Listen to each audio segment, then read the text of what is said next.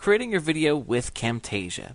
Okay, obviously what you're watching right now was actually created with Camtasia, so it's good stuff. I definitely recommend it. It's pretty much the standard if you're going to be using creating screen capture things, which means that when Camtasia is recording something, whatever you do on your desktop can automatically be captured. You see, that's me moving that arrow around there.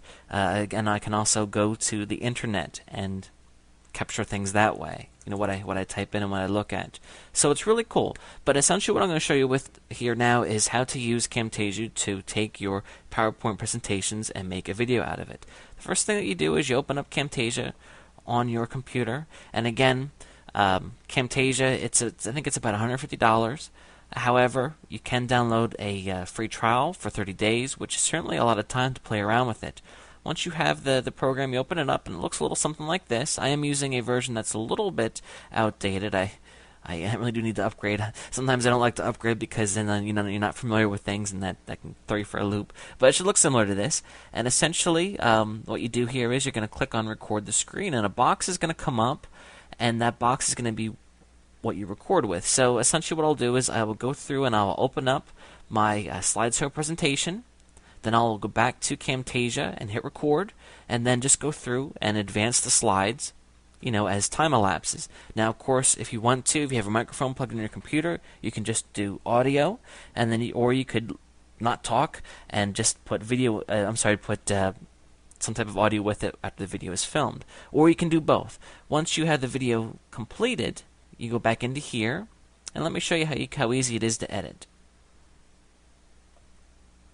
Here is a slideshow presentation that I did recently. I'm just going to go ahead and take that and drag it right into there, and there is the video that I filmed. But of course we also need music or some type of audio, so I'm going to go ahead and import that in as well. There you go. Just pull that right in there, and now I have my video and also my audio. So I'm going to go ahead and trim off the excess there. Again, if you have this program, please feel free to review the documentation. It's very good. It'll show you exactly how to use it. I just want to give you the overview here. Also, you can see, and please note at the end of my video, I have my promotion for my site, of course. Once I have the video ready to mix it, I just want to show you the settings that I use. Just go up here to Custom Production Settings. I typically output it as an AVI video. You can go ahead and use Flash. However, I gotta tell you, I've had some problems with converting to Flash. Sometimes things get trimmed off the beginning or the end. It's really weird.